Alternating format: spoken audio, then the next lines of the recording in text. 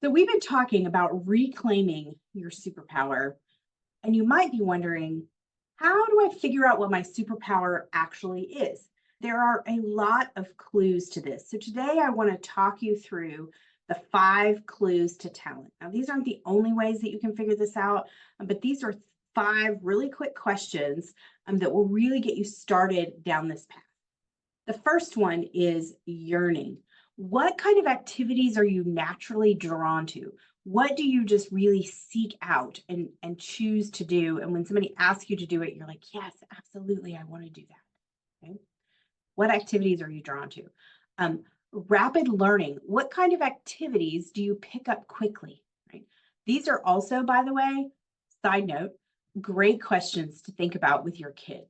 So one of the things that I have observed, I have a 9-year-old who's absolutely obsessed with Legos.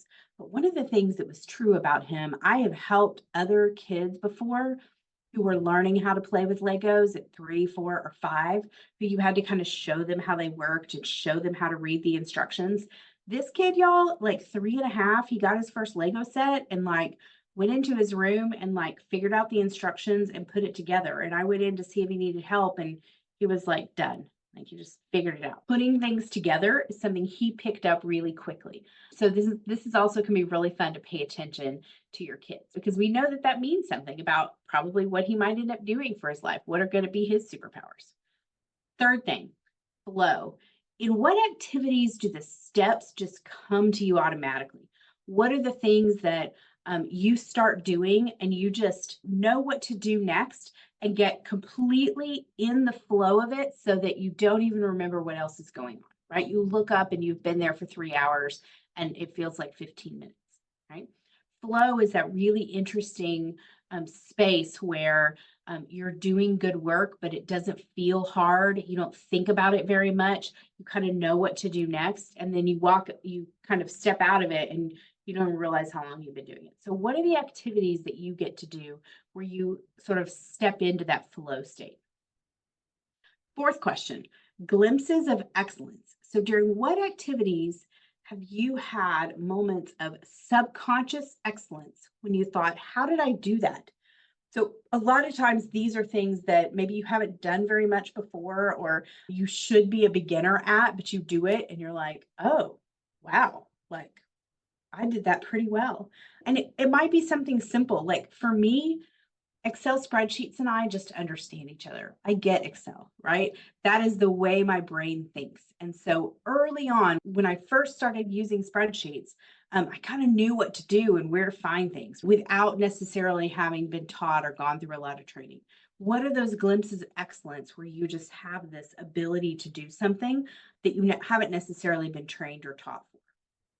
Last question, satisfaction. What activities give you a kick, either while doing them or immediately after finishing them? And you think, when do I get to do that again?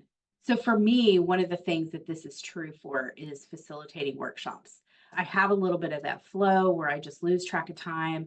I feel just great satisfaction during and particularly afterwards.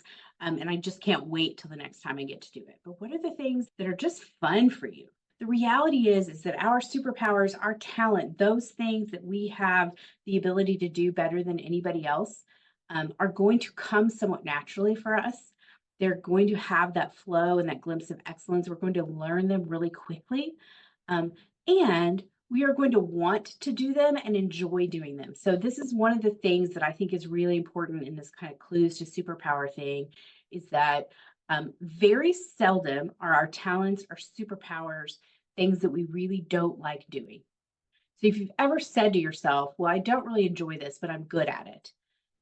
You might be good at it, but you're probably never going to be great at it. It's probably never going to be your true superpower if it's not something that you also enjoy just a little bit. So that is one way to start kind of looking for your superpowers. Of course, one of my absolute favorite ways to get a little bit deeper into this is to take the Clifton Strengths Assessment, because that assessment is a tool to help us find those. The questions will help identify what your top talents are. Listen, that is a tool. It is not a prescription. It is not everything there is to know about your superpower and who you are. But for a lot of us, It is a quick start way to get there, sort of a shortcut. We don't have to spend quite as much time reflecting and thinking and experimenting because the tool gives us a list of these talents that are sort of a shortcut where we can go, okay, I can automatically just start trying some of these things. And usually I'll find that these clues to talent are relevant to those. So, two big ways to really start trying to dig into what are your superpower. Look for those clues to talent, take the strengths assessment, and consider getting a coach to walk you through it. That is another shortcut that will get you a lot further, a lot faster.